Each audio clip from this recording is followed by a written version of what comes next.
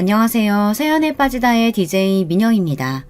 오늘도 첫 번째 사연 시작하기 전에 구독과 좋아요 눌러주시고요. 그럼 오늘의 사연도 바로 시작해 볼게요. 안녕하세요. 포항에 살고 있는 40대 아줌마입니다. 저는 어렸을 때는 꽤 잘 살아서 서울에 살다가 외국에서 살았어요. 하지만 부모님의 사업 실패로 할머니 댁인 포항으로 내려와 살게 됐어요. 포항에서 회사 생활을 하게 되고 거기서 남편을 만나 결혼을 하게 됐습니다. 시댁살이가 이렇게 힘든 줄은 몰랐습니다. 물론 시부모님들은 시간이 지나고 나니 괜찮아졌어요. 하지만 시누이들이 어찌나 저를 무시하던지 특히 첫째 시누이가 저를 그렇게 괴롭히더라고요. 그리고 동서들도 같이 저를 무시했습니다. 물론 처음부터 이렇게 힘든 건 아니었습니다. 처음 결혼 전에 제가 결혼을 잘했다고 생각했었죠. 결혼을 앞두고 시댁 부모님 댁에 갔는데 시부모님은 웃으며 저를 반겨줬습니다. 시누이도 저를 반겨주었고요. 앞서 말씀드렸던 것처럼 남편보다 제가 나이가 많아 걱정을 많이 했습니다. 그 당시 남편은 20대 후반이었고 저는 30대 중반이었거든요. 하지만 걱정과는 다르게 잘 왔다며 저보고 인상이 좋다며 반겨줬어요. 그리고 결혼 승낙을 받았습니다. 저를 보자마자 너무 예쁜 며느리가 들어왔다며 좋아해 주시더라고요. 그리고 1억은 시댁에서 도움을 줄 테니 잘 살아보라며 제게는 바라는 게 없다고 하시더라고요. 그래서 저는 너무 감사했습니다. 정말 시댁 부모님을 제 부모님처럼 모셔야겠다고 생각을 했습니다. 저를 받아주신 시댁 부모님이 너무 감사했거든요. 물론 어쩔 수 없을 수도 있을 거라고 생각은 했어요. 혼전 임신이라 어쩔 수 없이 결혼을 할 수밖에 없는 입장이기는 했거든요. 그래도 욕을 하기 마련인데 잘 대해주니 얼마나 좋은 시댁이라 생각을 하겠어요. 안 그런가요? 심지어 저는 부모님이 다 계시지 않았고 하나 있는 남동생도 외국에 있어 제게 남아있는 가족이라고는 없었거든요. 물론 남동생과 연락이 되지 않아 남아있는 가족이라고는 없었죠. 제 가족 이야기는 짧게 들려드릴게요. 어렸을 때 꽤 잘 살았다고 했잖아요. 어머니께서 잘 사는 집안이라 돈이 꽤 있었습니다. 아버지는 좋은 집안은 아니었지만 그 당시 개천에서 용났다고 할 수 있을 정도로 작은 동네에서 공부를 꽤나 잘하는 편이었습니다. 승승장구해 좋은 직장에 들어갈 수 있게 되었죠. 그리고는 주변 친구 대신 소개팅을 나갔는데 저희 어머니를 보게 된 거고요. 한눈에 반해 결혼에 꼴이 나게 됐죠. 처음에는 외할아버지가 많이 반대하셨다고 했지만 어머니가 저를 가지는 바람에 허락을 받았다고 했어요. 그래서 저는 외가 쪽에서는 거의 내놓은 자식이나 마찬가지였어요. 외할아버지는 저희에게 큰 집을 주셨고 아버지에게 회사를 물려주셨어요. 저희 어머니가 외동딸이라 아버지가 물려받게 되었죠. 그래서 어린 시절 굉장히 유복하게 자랐습니다. 유학을 가서 좋은 학교에 들어갔고 열심히 공부를 했죠. 하지만 사업이 망하게 됐고 저는 대학 졸업을 하지 못한 채 한국에 돌아올 수밖에 없었어요. 부모님은 남동생이라도 유학을 마쳐야 한다며 남동생에게 모든 것을 쏟아부으셨습니다. 솔직히 따지자면 제가 남동생보다 더 공부를 잘해서 좋은 학교에 들어갔었는데 남자라는 이유로 남동생에게 모든 걸 줬어요. 여자라는 이유로 기회가 없어진 게 너무 슬펐습니다. 미안하다. 너야 시집이라도 가면 되지만 네 동생은 뭐라도 먹고 살아야지 않겠니? 서럽지 않나요? 저는 꿈도 펼쳐보지 못하고 한국으로 오게 됐습니다. 저는 한국에 와 포항에서 고졸인 채 작은 회사에 들어가 일을 하게 됐죠. 그리고 몇 년 뒤 저희 외할아버지가 돌아가시고 어머니는 충격을 받으셨고 쓰러지게 됐습니다. 그리고는 시름시름 앓다가 돌아가시게 됐습니다. 아버지는 어머니가 돌아가시고 안 좋은 선택을 하셨어요. 어느 날 회사에서 일을 하고 있었는데 병원에서 연락이 왔습니다. 아버지께 사고가 났다고 하셨죠. 아버지는 술을 마시고 차로 뛰어들어 사고가 났다고 했어요. 저는 처음에 그 얘기를 듣고 충격을 받았습니다. 아버지가 뛰어 들어갔다는 게 믿기지 않았어요. 아버지 미치셨어요? 왜 거기를 뛰어 들어가요? 왜? 저 미치는 걸 보고 싶어요? 아버지까지 없으면 제가 어떻게 살아요? 미안하다. 다시는 그런 짓 하지 마세요. 미안하다. 제발 좀 그 미안하다는 소리 좀 안 하면 안 돼요? 왜 매일 아버지는 미안하다고만 해요? 저 괜찮아요. 제발 아버지가 괜찮아지세요. 어머니 돌아가시고 매일 술 마시고 토하고 술 깨면 또 마시고 어머니 찾고 저도 힘들어요. 제발요, 아버지. 이렇게까지 얘기했으면 아버지가 들을 줄 알았어요. 아버지는 얼마 되지 않아 돌아가셨습니다. 아버지는 결국 아파트 옥상에서 안 좋은 선택을 하고 말았어요. 운명의 장난인지 아버지가 떨어졌을 때 저는 보고 말았죠.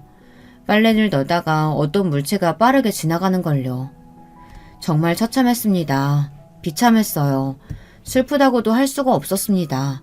말로 표현할 수가 없네요. 아버지는 마지막까지 제게 미안하다고 하고 응급실로 가는 도중 돌아가셨어요. 아버지를 원망해야 할까요? 얼마나 힘들었으면 그런 선택을 하셨을까. 참 가슴이 먹먹합니다. 아버지는 늘 웃으며 말을 했어요. 어머니가 아니었으면 자기는 사람이 못 되었을 거라며 늘 어머니께 잘해드렸어요. 어머니를 정말 많이 사랑하셨어요. 하지만 사업도 망하고 어머니도 돌아가시니 삶에 희망이 없으셨던 거죠. 저로는 만족이 안 되었나 봐요. 그렇게 저는 부모님을 놓아드리고 혼자 열심히 살기로 다짐했습니다. 하지만 그게 마음처럼 쉽게 되지는 않더라고요. 사람이 죽어가는 모습을 보는 게 너무 괴로웠어요. 매번 꿈에 나오고 그때 있었던 비슷한 냄새의 소리만 있어도 괴로웠습니다. 한동안 저는 정신적으로 고통을 받았어요. 그러다 저희 남편을 만나게 됐어요. 처음에는 어린 남편에게 끌리지 않았죠. 어리기도 했고 그 당시에 부모님이 돌아가신 지 얼마 되지 않아 심적으로 여유가 되지 못했기 때문에 연애를 할 정신이 아니었거든요. 그래서 저는 남편의 고백을 거절했죠. 하지만 남편은 포기하지 않았어요. 남편은 늘 제게 다정하게 대해줬고 특히나 힘들어하는 제게 그 어떤 것도 묻지 않고 평소처럼 저를 대해줬어요. 다른 회사 사람들은 상을 당한 지 얼마 되지 않아 조심스럽게 대했고 심지어 어떤 사람들은 어쩌다 돌아가셨는지까지 묻기도 했죠. 근데 남편은 물어보지 않았어요. 그 모습이 배려 있는 사람으로 생각돼 남편에게 끌렸습니다. 남편의 계속되는 구애로 결국 저희는 사귀게 되었습니다. 그러다 아이가 생기게 됐고 결혼을 결심하게 됐습니다. 시댁에 찾아갔는데도 시댁 부모님들은 저를 좋게 봐주셨어요. 저희는 결혼을 하게 됐고 신혼생활을 굉장히 편하고 행복하게 보냈었어요. 하지만 결혼 후 시댁의 본 모습이 보이기 시작했어요. 저희는 제사를 지내지 않는다고 들었었는데 갑자기 시어머니께서 제사를 다시 해야겠다며 제게 말을 했습니다. 아가, 내가 너한테는 좀 미안한 소리를 해야겠다. 우리 집안이 제사를 지내지 않잖니? 근데 아이고 내가 점을 보러 갔는데 조상들이 노하셨다고 제사를 다시 지내야 한다고 하지 않겠어. 그래서 다시 제사를 지내려고 하는데 어떠니? 어머니가 그러시면 도와드려야죠. 아니 근데 나는 이제 나이도 있고 그래서 그런데 너네가 큰 집이잖니? 그래서 너네 집에서 지내는 건 어때? 네? 아, 네. 어머니가 그렇게 생각하시면 그럴게요. 저는 뭐 해드린 것도 없는데 제사라도 지내야죠. 그래, 작은 애들이야 바쁘니 할 수 없고 어차피 저녁에 지내는데 회사 끝나고 하면 되니까 괜찮겠지? 저는 어쩔 수 없이 저희 집에서 제사를 지내기로 했습니다. 처음엔 시부모님께 해드린 게 없어서 이거라도 열심히 해보자 생각해 하겠다고 했는데 괜히 고부 갈등이 차례와 제사가 있는 게 아니었어요. 동서들은 서울에 있으니 제사를 지내지 않아 저 혼자 다 해야 했습니다. 그리고 처음에는 저희 집에서 지낸다고 했었는데 나중엔 시어머니께서 시댁에서 지내야 마음이 편할 것 같다며 시댁에서 제사를 지내게 됐죠. 남편은 도와준다 말만 하고 시아버지와 술만 마시고 시누이들은 당연하게도 도와줄 생각을 하지 않았어요. 남편들은 연애 후와 결혼 후가 왜 이렇게 다를까요? 앉아있는 꼴이 그렇게 얄미울 수가 없더라고요. 그리고 저희 집 제사를 지내는 것도 아닌데 왜 남편은 가만히 있고 제가 일을 해야 하는지 이해가 가지 않았습니다. 회사 끝내고 시댁으로 가서 음식하고 차례상 차리고 저녁 늦게 제사를 지내고 청소까지 하고 나와야 했어요. 임신을 하고 있는 상태라 더 힘들었죠.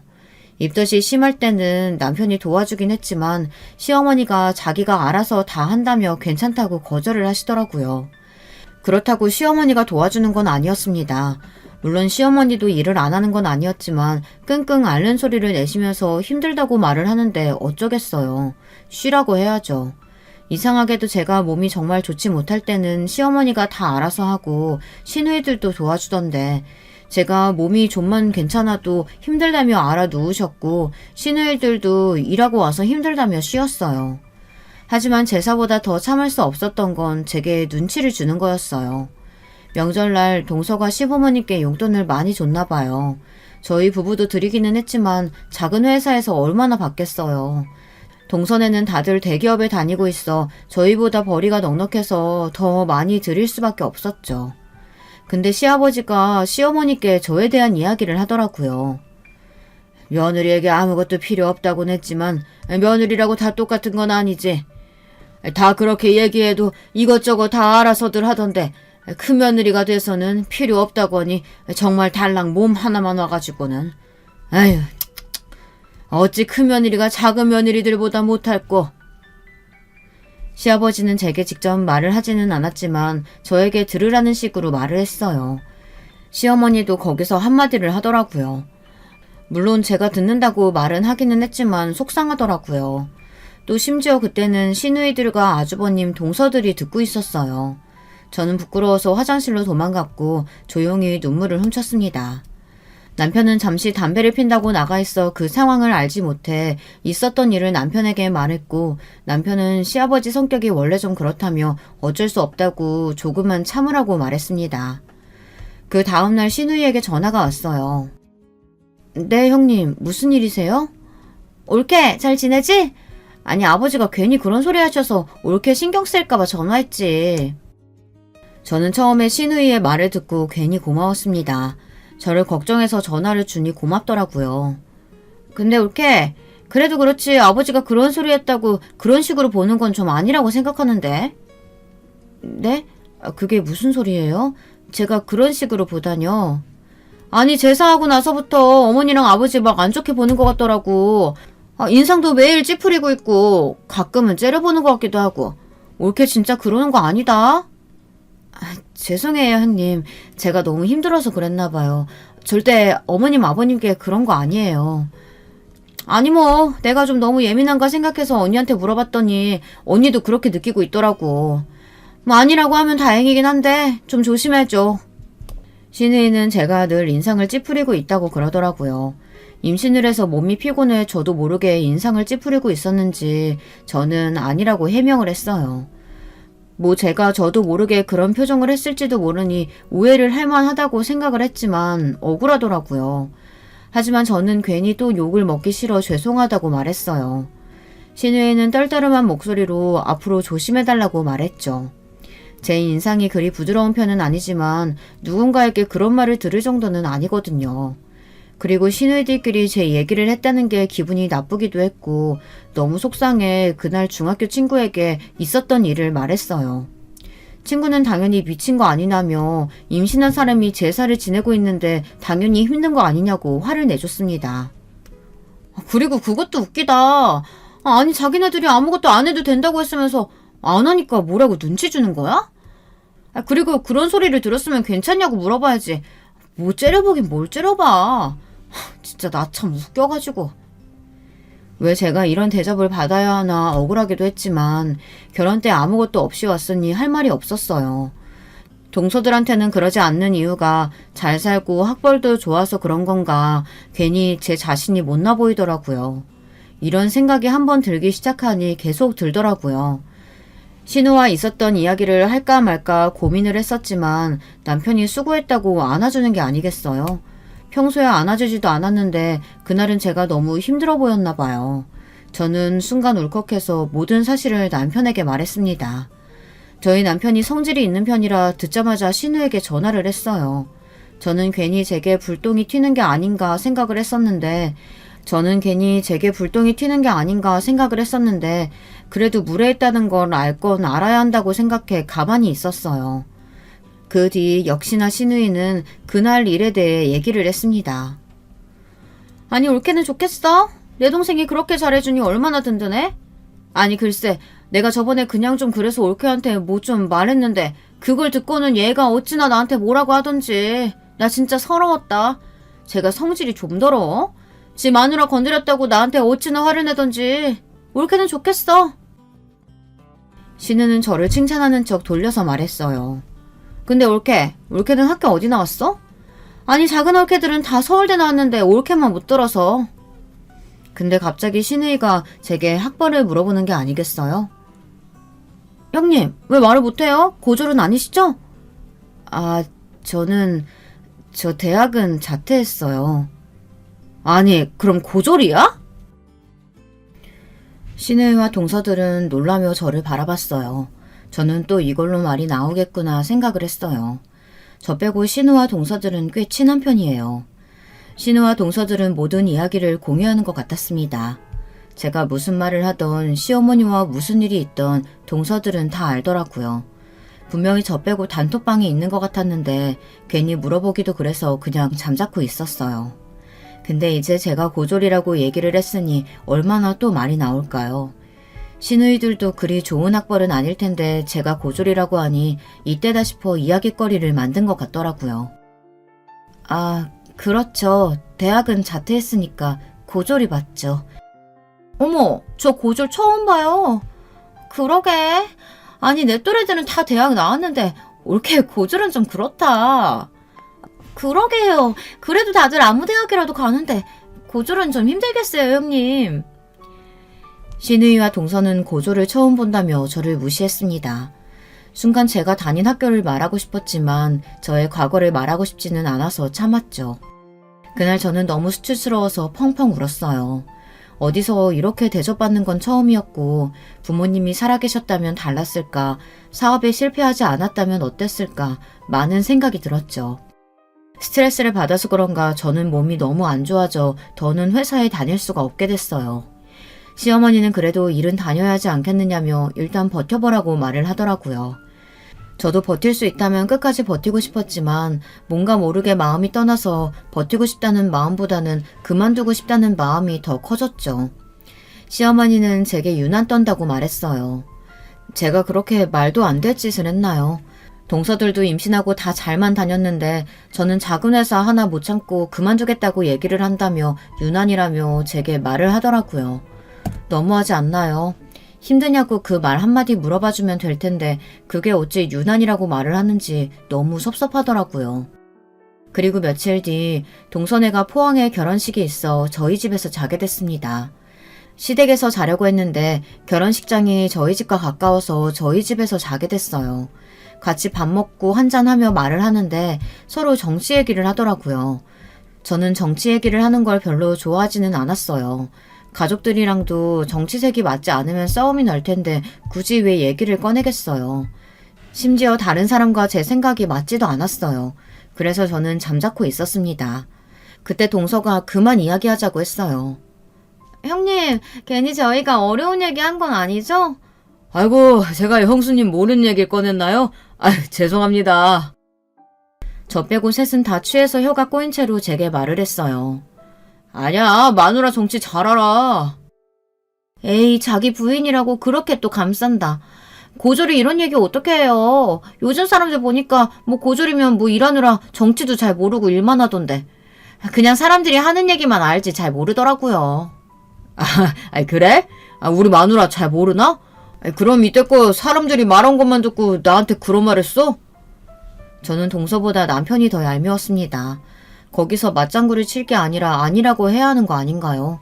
남편은 취해서 저에게 무식하다고 막 웃으며 얘기를 하고 동서도 웃으며 그렇게 말하는 거 아니라며 자기는 그런 말 한 적 없다고 발을 빼는 게 아니겠어요.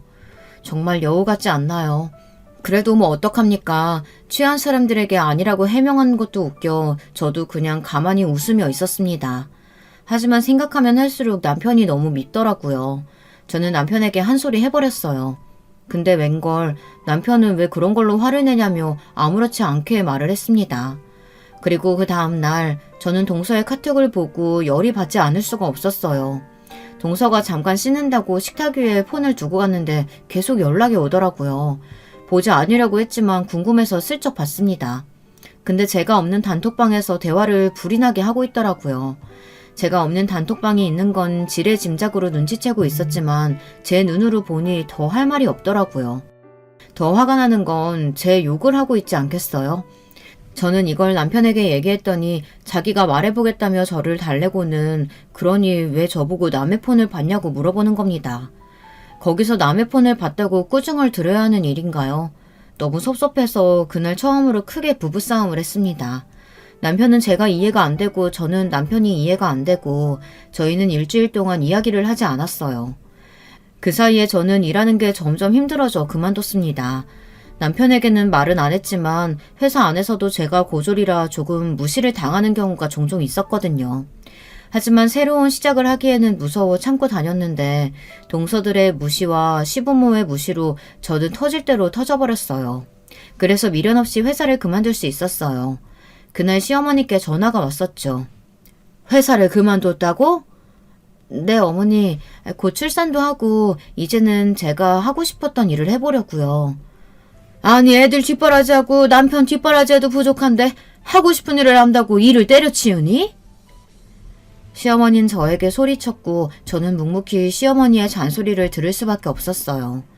저는 예전부터 제 회사를 갖는 게 목표였는데 뭐라도 제 힘으로 할 수 있는 일이 있었으면 좋겠다고 생각했거든요. 뭐가 좋을까 생각을 하다가 요식업 쪽으로 일을 하고 싶어 작은 식당을 열게 됐어요. 출산을 하고 몸이 좀 괜찮아지고 나서 바로 저는 식당을 차렸죠. 목표는 크게 사업을 열어서 밀키트를 만들어 판매하는 것이 제 목표였어요. 근데 웬걸 승승장구해서 제 사업이 크게 성공을 하고 말았죠.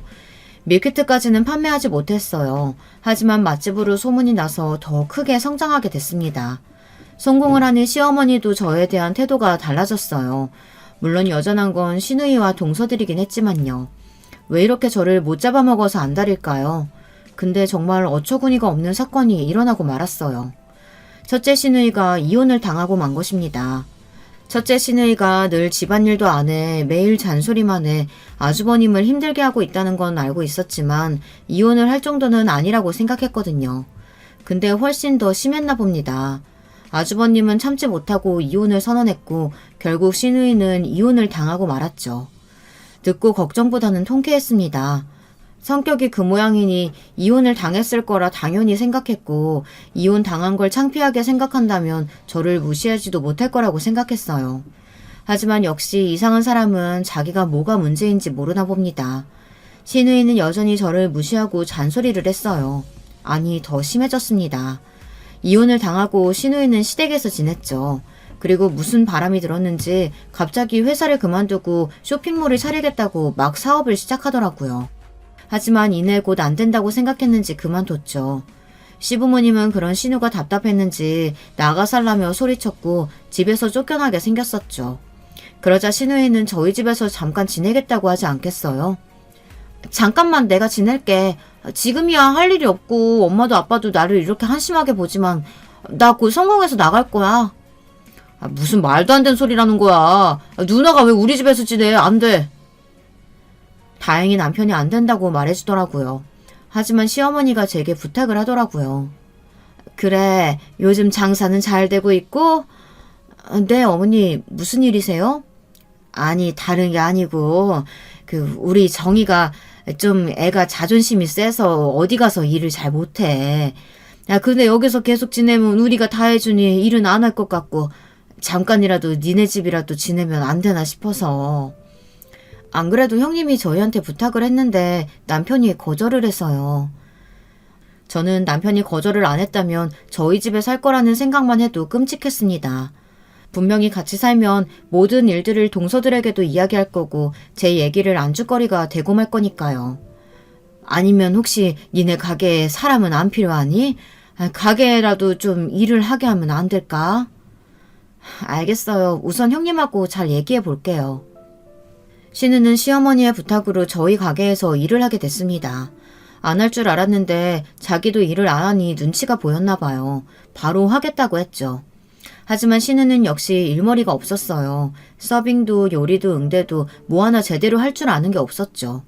하지만 시어머니의 부탁이니 그냥 자를 수도 없었어요. 그래도 신우이는 조금씩 적응을 해나갔습니다. 하지만 제 버릇해 못 준다고 신우의 성격은 여전했어요. 회식날 신우는 직원들에게 무례하게 대했죠. 아니 근데 다들 학교는 어디 나왔어? 포항이면 다 알 텐데. 신우의 속셈은 뻔했어요. 제 학벌을 이야기하고 싶어서 그런 이야기를 꺼낸 거였죠. 직원들은 서로 자기가 나온 학교 이야기를 했답니다. 근데 왜 대학은 얘기 안 할까? 왜? 다들 그럼 고등학교까지만 졸업하고 못 나왔어? 제가 있는 직원들은 거의 고졸이었어요. 저처럼 사정이 있어서 대학을 못 나온 사람이거나 생계 때문에 어쩔 수 없이 어렸을 때부터 일하는 사람이 많았죠. 사장이 고졸이라 어쩔 수가 없나? 얘가 또 고졸이라고 대졸 사람 쓰기는 그랬나 봐요. 어머, 난 이렇게 고졸인 사람이 많이 있는 것도 처음 보네. 내가 제일 높은 학력이야. 그래요. 신우가 제일 높은 학력이 되었죠. 그럼 뭐합니까? 일머리는 제일 없는데. 회사를 다녔어도 분명 신우는 욕을 많이 먹었을 거라고 생각이 들 정도로 일머리가 없었어요. 그냥 딱 보면 일을 어떻게 하는지 알잖아요. 아, 그래요? 대졸은 뭐 학력만 좋은가? 일 배우는 건 다른가 보죠? 뭐? 그게 무슨 말이에요? 아니, 그렇게 대졸대졸 거리는데 뭐 자랑하고 싶은가 본데 일은 잘 못하니까. 나 참 어이가 없어서. 아니, 제가 이런 일은 처음이고 그러니까 그러는 거죠. 틀린 말은 아니었어요. 회사 일과 장사는 다르니까요. 하지만 일 처리를 어떻게 하느냐는 보이니 제가 일머리가 없다고 했죠. 주방에서 일하는 직원들은 회사 일도 해본 사람들이라 더 잘 알았던 거고 참지 못하고 저 대신 말을 해준 거였죠. 속이 다 시원했습니다. 그리고 시아버지 생신 때 저는 용돈을 두둑히 드릴 수 있게 됐죠.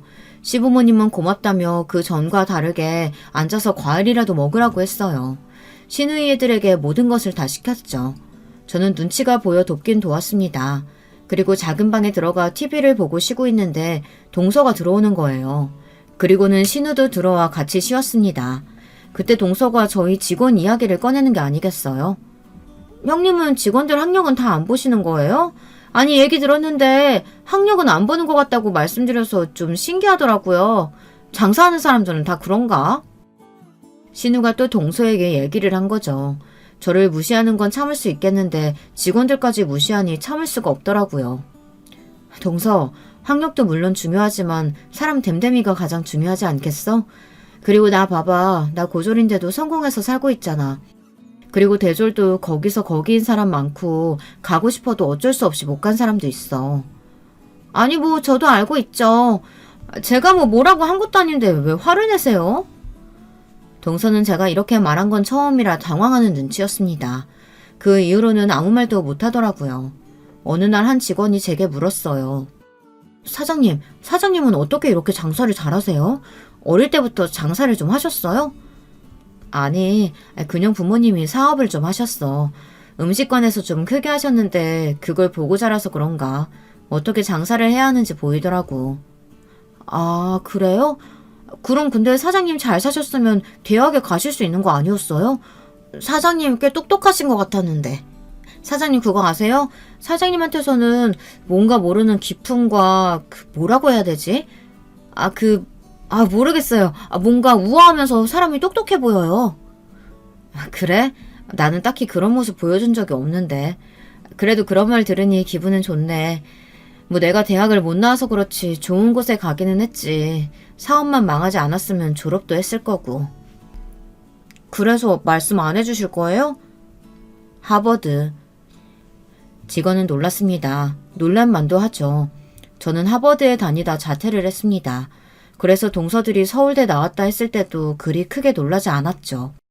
그리고 제가 좋은 학교를 가기는 했지만 산전수전 다 겪으며 주변에 있는 사람들을 보니 학력이 중요해도 사람 인성이 가장 중요하다고 생각을 해왔기 때문에 고졸이라 무시를 당해도 제 과거는 말하지 않았던 거예요.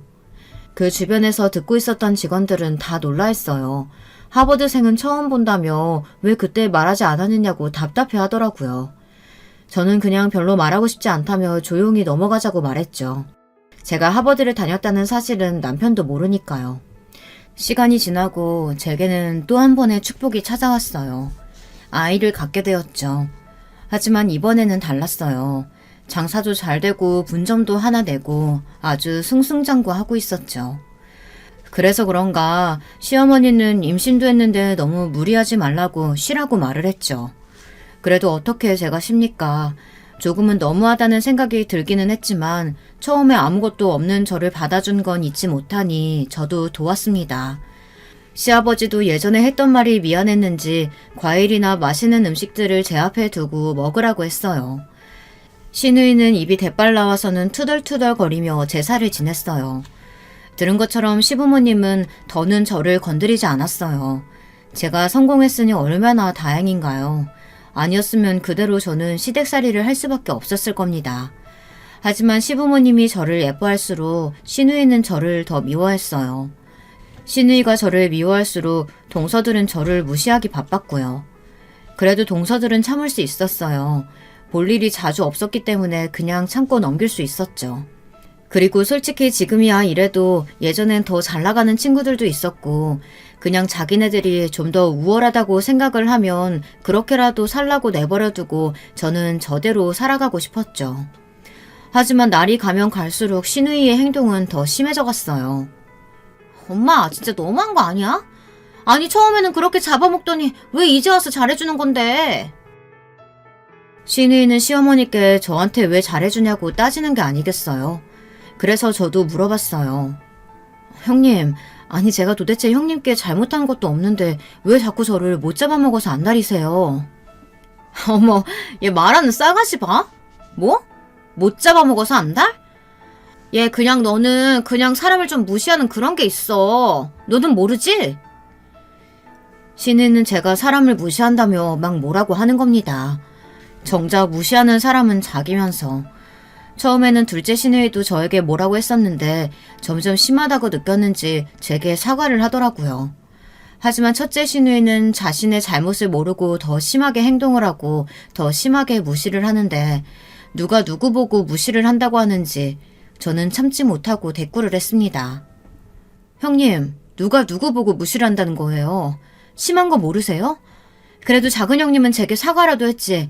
형님은 자기가 뭘 잘못한지도 모르고 저한테 왜 그러세요? 뭐? 너 말 다 했니? 왜요? 동서한테 제 얘기 이것저것 다 하고 잔소리는 잔소리대로 일하다 실수하면 다 남 탓. 그리고 제가 뭐라고 하면 동서한테 욕하고 성격이 그러니까 이혼이나 당하죠. 저는 그 말을 해서는 안 될 말을 하고 말았어요. 그때 저는 뺨을 맞고 말았죠. 시어머니에게요. 너는 성공했다고 오냐오냐 해주니까 아주 우습지? 저는 뺨을 맞은 것도 충격인데 시어머니에게 맞으니 너무 놀랐습니다. 시누이는 놀라지도 않고 고소하다는 식으로 웃고 있더라고요. 그 상황에서 웃고 있다는 게 말이 된다고 생각하세요? 그러고는 시누이는 억울하다며 자기는 욕을 한 적이 없다고 악어의 눈물을 짜내듯 울더라고요. 저는 그 자리에서 뛰어나갔습니다. 하필이면 만삭일 때라 몸이 무거워 제대로 뛰지도 못하고 서러워서 집에 나와 간 곳은 계단이었어요. 그리고 그 다음날 당연히 신우는 그 사건이 있었으니 안 왔을 거라고 생각했는데 나왔더라고요. 뻔뻔하게 웃으면서요 제게 말을 걸었습니다. 어제 일은 내가 사과 안 받을게. 뭐 나도 잘한 건 없으니까 우리 그냥 넘기자. 어이가 없었습니다. 신우는 오히려 사과는 됐다며 제게 말하더라고요. 그리고는 일을 하는데 화가 머리끝까지 났었죠. 그래서 저는 일을 안 나와도 된다고 말했어요. 뭐? 아니 잠깐만, 어이가 없네? 지금 화낼 사람이 누군데? 너 화나서 막 사람 잘라도 되는 거야? 신이는 그 자리에서 앞치마를 벗고 가게를 나갔어요. 몇 시간 뒤 시어머니께 연락이 왔습니다. 처음에는 받지 않았어요. 하지만 계속 전화가 와서 어쩔 수 없이 받았죠. 그래, 뺨은 괜찮니? 네. 미안하다. 내가 화가 나서 흥분을 좀 했다. 그래도 애를 이런 식으로 잘라버리면 어떡하니? 어머님, 저도 많이 참았어요. 시어머니는 아무 말도 하지 않으시다 한마디 꺼냈어요.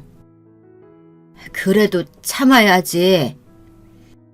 저는 더는 할 말이 없어 끊었습니다. 참아야지. 그래도 참아야지가 맞다고 보시나요? 제가 더 얼마나 참아야 할까요? 저는 남편에게 이 사실을 다 말했어요. 남편도 어느 정도 짐작은 하고 있더라고요. 뺨이 부어서 왔는데 당연히 이상하다고 생각했겠죠. 하지만 제가 말할 때까지 기다렸고 제가 모든 사실을 말하자 남편은 바로 시댁으로 갔어요. 당연히 저는 가지 않았고요. 남편이 뭐라고 했는지는 모르겠지만 그 이후로 신우이에게 연락이 왔습니다. 네, 형님. 올케, 내가 미안. 잘못했어. 신우이는 억지로 사과하는 것 같아 보였지만 저는 사과를 받았어요. 그리고는 신우가 일 나가면 안 되느냐고 물어보더라고요. 아마도 일이 아니었음 사과는 하지 않았겠죠. 저는 고민을 많이 했어요. 그래도 같이 일을 해야 할지 아니면 잘라야 할지. 그래도 시어머니의 부탁이었으니 들어주기로 했습니다. 또 저는 후회할 짓을 선택한 거지만 그래도 남편 누나이기도 하니 어쩌겠어요. 다 덮고 가는 거라 생각하고 같이 일을 하기 시작했어요. 그 사건이 있는 이후 정신을 좀 차렸는지 전보다는 많이 심하게 대하지는 않았습니다. 시간이 지나고 저는 출산을 하게 됐고 잠깐 일을 쉬게 됐죠. 신은 중간중간 가게를 찾아갔는데 다들 신우 욕을 하기 바빴어요.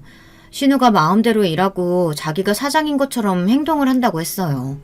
그리고 직원들에게 막말을 한다고 했어요. 그 말을 들으니 더는 신우와 함께 일을 할 수 없겠다는 생각이 들었죠. 저는 바로 시어머니에게 전화를 했어요. 어머니, 제가 형님 행동 때문에 많이 참는다는 거 알고 계시죠? 얘가 또 그 얘기는 왜 꺼내는 거니? 좀 참으라고 했잖니? 저는 시어머니께 그간 있었던 일과 직원들에게 하는 행동들을 하나하나 다 말했어요. 시어머니도 이건 아니라고 생각했는지 말을 하지 못했어요. 이제 더는 참아주기 힘들 것 같아요. 처음부터 직원들이 같이 일하기 힘들다고 얘기했는데도 어머니 부탁으로 형님 일할 수 있는 거였는데 아직까지도 그러는 거 보면 앞으로도 쭉 이렇게 지낼 것 같다는 생각이 드네요. 그래서 형님한테 먼저 말하기 전에 어머님께 연락드리는 거예요. 이제는 참기 힘들 것 같아서요.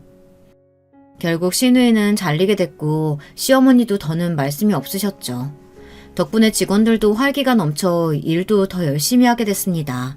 그런 직원들을 보면 괜히 신우이와 함께 일하게 해서 스트레스를 받게 했나 좀 미안하기도 했습니다. 그리고 얼마 안 가 신우이 생일이었는데 신우이가 본점 식당에서 밥을 먹자고 하는 게 아니겠어요.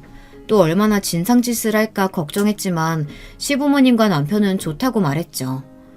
보통은 신우 생일까지 챙기지는 않는데 신우가 제가 얄미웠나 봅니다. 신우 생일을 축하하는 날이 되었습니다.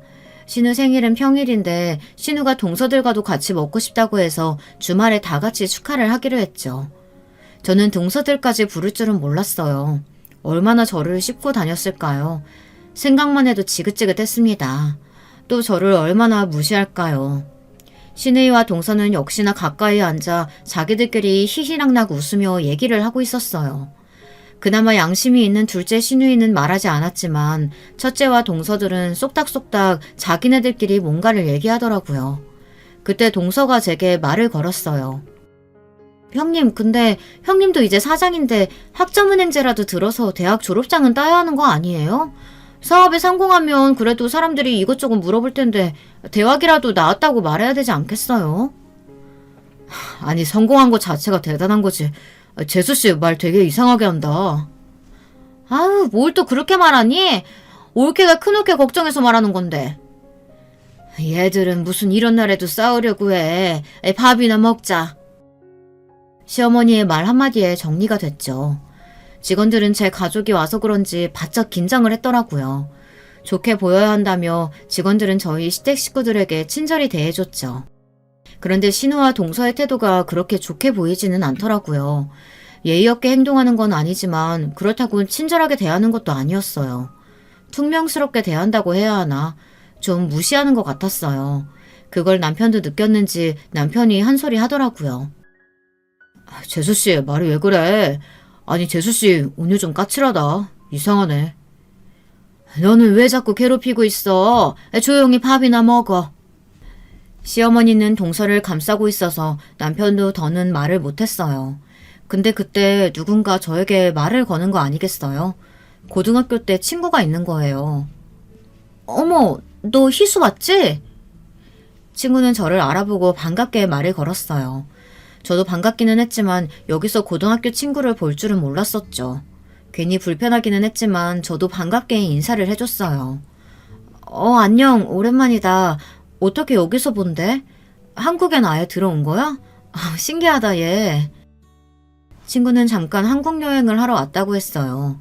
친구 남편이 저희 가게 음식을 꼭 먹어보고 싶다고 해서 여기까지 오게 된 거죠. 안녕하세요. 근데 여기 사장님 아니세요? 친구 남편은 저를 어떻게 알아봤는지 저를 알고 있더라고요. 네. 어떻게 아셨어요? 얘도 모를 텐데. 친구가 여기에 왔었는데 맛있다면서 사장님이랑 찍은 사진을 보여줬었어요. 혹시 기억나세요? 그 갈색 곱슬머리에 키 엄청 큰 외국인이 사진 찍자고 한 적 없으세요? 기억이 안 날 수가 없었어요. 예전에 한번 외국인이 너무 맛있다며 제게 감동을 받았다고 하고 사진을 같이 찍자고 했었거든요. 근데 그게 친구 남편의 친구라니 참 인연이라는 게 어떻게 만날지 모르겠더라고요. 그리고 그때 직원들이 저보고 영어 쓰는 거 처음 본다면서 영어 엄청 잘한다고 다들 저를 보며 대단하다고 치켜 세워줬는데 당연한 일이 그때는 얼마나 제 자존감을 높여주던지 그날 일은 잊을 수가 없었죠. 근데 그때 신우이가 제 친구한테 말을 걸었어요. 안녕하세요. 저희 올케 잘 아시나 봐요? 저희 올케 친구? 네, 안녕하세요. 고등학교 친구예요. 어머, 형님 학교 다닐 때 어땠어요? 무슨 고등학교 나오셨대? 뭐 어디 여상? 네? 그 친구는 저희 집이 망한 걸 알고 있었기 때문에 말을 함부로 하지 않았어요. 여상이라고 듣자마자 저를 쳐다보더라고요. 저는 친구를 보며 말하지 말라고 고개를 저었고 친구는 바쁘다면서 그냥 갔어요. 아니 왜 말을 하다가 말아? 뭐 좀 부끄러운가? 괜찮은데. 여기 뭐 학벌이 중요한 것도 아니고 안 그래? 아니 그래도 학벌이 중요하기는 하죠. 요즘 세상에 대학 안 나온 사람이 어딨다고. 그런가? 자기는 서울대 출신이라 그래. 솔직히 거기서 거기인 대학 나온 사람도 많잖아. 그래도 뭐 고졸보다는 나은가? 아무래도 그렇죠. 솔직하게 말하면 저는 고졸은 무식해서 사람 취급도 안 하고 싶어요. 신우와 동서들은 저를 보며 말을 하기 시작했어요. 저는 포기했죠. 어디 한번 더 얘기해봐라 도 닦는 기분으로 모든 말을 흘려들었습니다. 하지만 남편은 참지 못하고 책상을 내리치며 신우와 동서들에게 말했습니다. 가만히 듣자 하니까 아니 왜 자꾸 우리 마누라 건들면서 살살 긁어내는 거야? 왜? 예쁘고 참하니까 질투나서 그런 건가? 내가 몰라서 가만히 있는 줄 알았어? 여보 왜 그래? 사람들 다 쳐다봐. 그만해. 여기 내 가게야. 창피하게 굴지 마. 그때 누군가가 박장대소를 하며 저에게 말을 걸었어요. 저는 누가 이렇게 크게 웃으며 말을 하나 봤더니 저희 직원이었더라고요. 사장님, 이번에 하버드 동문회 가시죠? 동문회는 아닌가? 그때 동서들의 표정이 점점 굳기 시작했어요. 남편도 놀라 저를 쳐다봤고요. 당신 하버드 동문회라니? 아니 하버드라니 그게 무슨 소리야? 아니 동문회는 아니고 그게 하버드는 모르셨어요? 사장님 하버드에서 공부하셨잖아요. 모르셨구나. 그래서 계속 무식하다 그러면서 무시한 거예요? 직원들은 신우이와 동서들을 보란듯이 쳐다보며 이 얘기를 했어요. 아니 하버드라니 우리 집안에 그럼 서울대와 하버드가 같이 있는 건가? 우리 집안 며느리들이 참 머리 하나는 좋구만. 하버드라는 말을 듣자 시부모님은 저를 보는 눈빛이 전보다 더 자랑스럽다는 듯이 쳐다봤습니다. 아니 하버드는 뭐 아무나 가는 줄 알아? 올케 뭐 잘 사는 집안도 아니잖아. 한두 푼 드는 줄 알아? 제가 어렸을 땐 좀 잘 살아서요. 고등학교도 여상이 아니라 외국에서 나와서 좀 쉽게 갈 수 있었어요. 저도 이제는 모르겠다. 그냥 다 말했습니다. 졸업은 하지 않아서 동문회는 갈 수 없지만 직원들이 저를 생각해서 말해줬으니 저도 떳떳하게 말하기로 결심했죠.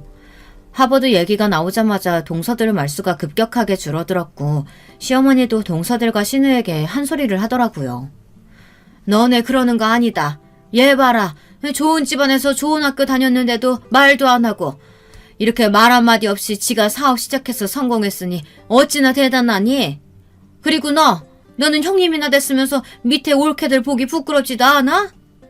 그날 이후 신우와 동서들은 더는 제게 말을 하지 않았어요. 그리고 시부모님은 저를 더 좋아하게 됐죠. 동서들은 그날 제게 연락이 와 미안하다고 반성하게 됐다고 제게 연신 사과를 했어요. 거기서 뭐 더 일을 크게 벌릴 생각은 없어서 이제라도 이런 말을 했으면 됐다고 앞으로는 사람 무시하지 말고 겸손하게 살라고 말했죠. 하지만 신우는 좀 달랐습니다. 신우이는 오히려 자기를 가지고 놀았다며 제게 화를 내는 게 아니겠어요? 올케도 정말 너무한다. 내가 그런 말 했으면 똑바로 말을 해야 할 거 아니야. 지금 내가 안 좋은 대학 나왔다고 무시하는 거야? 형님, 제가 공부는 했지만 졸업을 못했으니까 말을 안 드렸죠. 그리고 졸업도 못했는데 거기서 떠벌리고 다니면 좋아 보여요? 괜히 그냥 학벌로 사람 무시하는 것처럼 보이지. 제가 그걸 당했는데 안 좋은 대학 나왔다고 무시를 하겠어요? 몰라. 나 너 때문에 정신적으로 너무 안 좋아졌어. 책임져. 신우이는 말도 안 되는 말을 하기 시작했죠. 저 때문에 정신적으로 힘들어서 잠을 잘 수 없다나, 무시를 당한 것 같아서 어디 가서 이제 말도 제대로 못하겠다나 뭐라나. 저는 참지 못하고 시댁으로 찾아가 시부모님께 모든 사실을 말했어요. 시부모님은 신우이의 등짝을 때리며 정신 차리라고 말했죠. 아휴, 이년아, 너 언제 정신 차릴래? 내가 언제까지 네 뒷지덕거리 해줘야 돼? 내 나이에 좀 편하게 살자. 너도 좀 정신 차리고 뭐라도 해봐야지.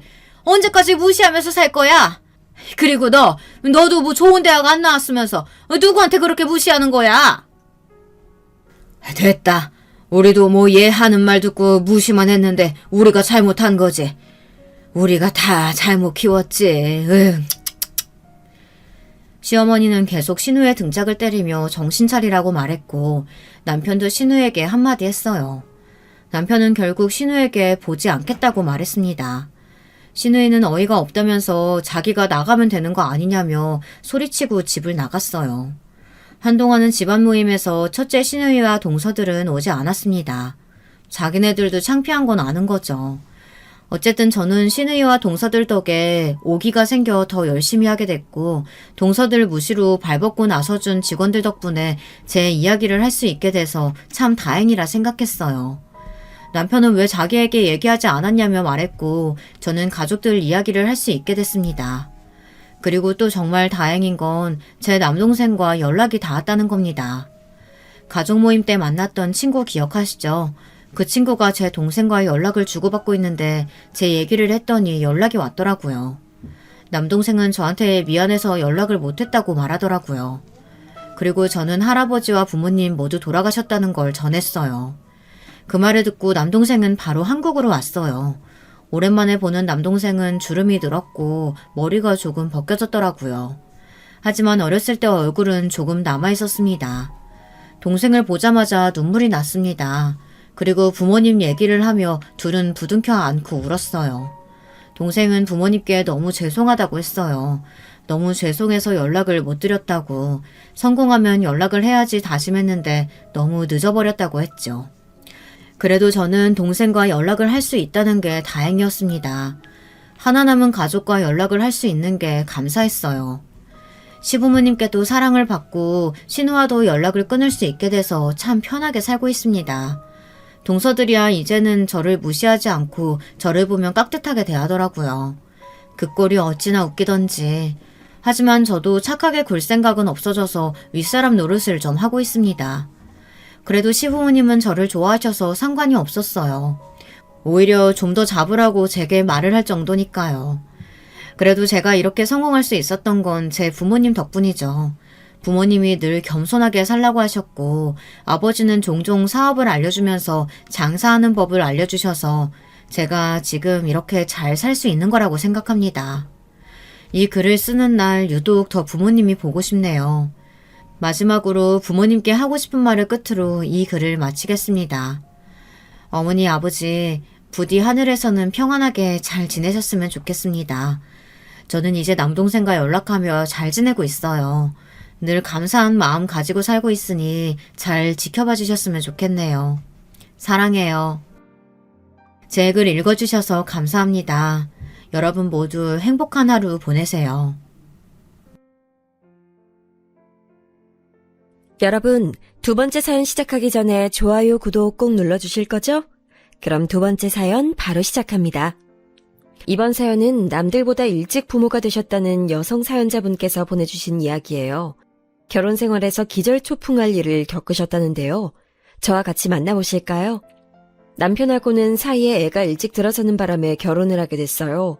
부끄럽게도 그래서 남들보다 좀 이른 나이에 저는 출산을 했고요. 저는 배우고 싶었던 분야가 뚜렷했고 공부를 더 미루지 않고 이어나가고 싶었기 때문에 아이는 돌진하기 전부터 친정엄마가 키워주셨습니다. 아이는 거의 친정집에서 살았고요. 3살 때부터는 시댁에서도 아이를 맡아주셨습니다. 저희 부부가 본격적으로 아이를 완전히 저희 수중에서 키운 건 아이가 초등학교 입학하고 나서였네요. 남편이 이때 일을 그만두고 집에서 쉬면서 있었기에 가능했던 것 같아요. 집에서 아이를 전적으로 봐줄 인력이 없었다면 아마 저희 아이는 친정이나 시댁의 손길을 받으며 한두 해 정도 더 떨어져 살았을 테니까요. 남편이 다니던 직장을 그만뒀던 것은 스트레스가 너무 심해서였어요. 직장 내의 문화에 적응을 잘 못했는데 업무까지 적성에 맞지 않았으니 남편으로선 하루하루가 고역이었겠지요. 게다가 근무 시간이 굉장히 길었거든요. 하루가 멀다 하고 야근을 했었던 것으로 기억하니까요. 그렇게 결국 직장을 때려치운 남편은 집에서 1년 넘게 아이를 보면서 지냈답니다. 집안일하고 아이 챙기고 그러면서 살았죠. 그러다가 시아버지의 육촌 형제분께서 차리신 공장에 들어가 일을 했어요. 저는 내심 남편이 계속 집에서 지내며 아이를 전적으로 돌봐주길 바랬지만 뜻대로 되지 않았습니다. 무엇보다 남편이 질색을 했죠. 여자들이 낳는 집안일하면서 애 숙제 봐주고 밥 차려주니까 진짜 미치겠다. 지난 1년이 내 인생에서 가장 최악이었어. 나 이제 다시 일자리나 알아보려고. 남자들은 집안일 하지 말란 법 있어? 그리고 남의 애 돌봐주는 것도 아니고 우리 하나뿐인 딸인데 뭘 그렇게 힘들어해. 직장생활 너무 지옥 같아서 떠올리기만 해도 속이 울렁거린다고 했잖아. 그래놓고 다시 직장인으로 돌아갈 수 있겠어? 더 이상 집에서만 내 효용의 가치를 증명하는 건 못 해먹겠어. 내 영혼이 좀 먹히는 느낌이 든다고. 알아? 우리 딸 정말 눈에 넣어도 안 아플 만큼 소중하고 사랑스러운 건 맞는데 내 일상을 전부 애한테 투자하는 건 진짜 아닌 것 같아. 내가 네 눈치 보느라 말을 안 해서 그런 거지. 나 이런 생각한 지 벌써 몇 달 됐어. 참다가 말하는 거야. 네가 나 집안일하고 마트에서 장이나 봐오고 이렇게 사는 걸 좋아하는 것 같아서. 근데 이젠 도저히 안 되겠다. 이러다가 나 말라 죽을 것 같아. 직장 생활하는 게 감당 안 돼서 두려운 마음에 망설였던 건데 혹시 일자리 주선해 주실 수 있냐고 아버지랑 친척 어르신들한테 연락 돌려보려고. 그런 대로 들어가면 일반 직장보다야 훨씬 낫겠지. 그래, 정 그렇다면 알겠어. 솔직히 애는 돌볼 인력 구하려면 얼마든지 구할 수 있으니까. 그치만 자기가 사회생활 다시 해보고 힘들다 싶으면 언제든지 그만두고 집에 있어도 되니까 이 점만 알아줘. 난 정말로 자기가 걱정돼서 그래. 직장생활 때문에 스트레스 받아서 위경련까지 일으켰던 남편이 걱정돼서 저는 차분히 말해줬던 거예요. 언제든지 돈 벌러 나가는 일 때려치우고 집으로 돌아와도 된다고요. 아무래도 아이가 워낙 어렸을 때부터 자기 부모가 아닌 조부모 손에서 자란 기간이 길다 보니까 이왕이면 저희 남편의 돌봄을 받으며 많은 시간 함께하면서 그렇게 계속 지내기를 바라기도 했었죠. 경제적으로 저희 집이 딱히 염려될 게 없었고 무엇보다 제가 전도유망했기 때문에 남편한테 돈 가지고 압박을 줄 게 없었기에 가질 수 있는 마음이었네요. 그렇지만 시아버지를 통해 일자리를 얻게 된 남편은 그곳에 정착해버렸어요. 아무래도 가족회사이다 보니까 많은 편의를 그쪽에서 봐준 게 유효했던 것이겠지요. 그렇게 얼마간의 세월이 흘렀고요. 저희 아이가 중학교 올라가고 나서부터 부부관계가 살짝 삐그덕거리기 시작했어요. 그 시기가 어떤 시점이었는가 하면 저는 이제 저의 자리를 완연히 잡아서 안정적으로 일상을 나고 있던 때였고요. 남편 역시도 그 공장에서 자기 역할을 딱 고정하고 일을 하고 있었으며 아이는 자기 주관이 강해지는 사춘기에 돌입한 때였지요.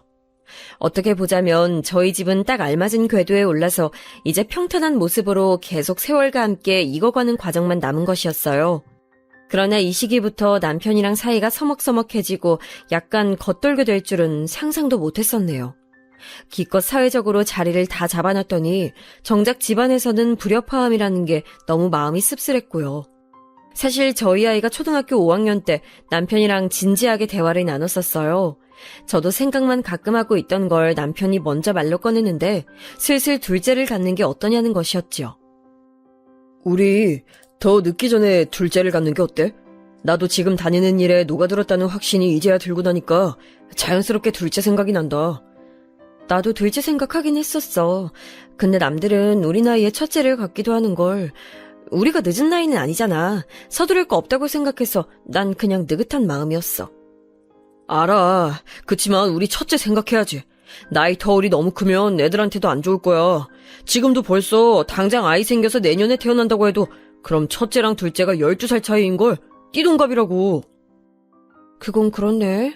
우리 딸이 워낙 사력 있고 착해서 그런가 자기 동생이랑 나이 차이가 커도 왠지 잘 돌봐줄 거라는 생각이 들어서 내가 구체적으로 몇 살 차이 날지 그런 걸 안 따져봤던 것 같다. 자기 말이 맞아. 우리 너무 갑작스럽게 아이가 생겨서 결혼하고 정신없이 살아오느라 간과했지만 자식을 외동으로 키울 생각은 없었잖아. 더 늦기 전에 둘째를 갖는 게 맞는 거겠어. 자기야, 우리 얼른 둘째 만들어서 우리 딸한테 동생 보여주자. 저는 남편의 말에 바로 동의가 됐고 아이한테 동생을 선물해주고 싶다는 생각으로 기뻐했습니다. 하지만 둘째가 생기지 않았습니다. 바로 생길 줄 알았는데 그렇지 않아서 많이 의아했었네요.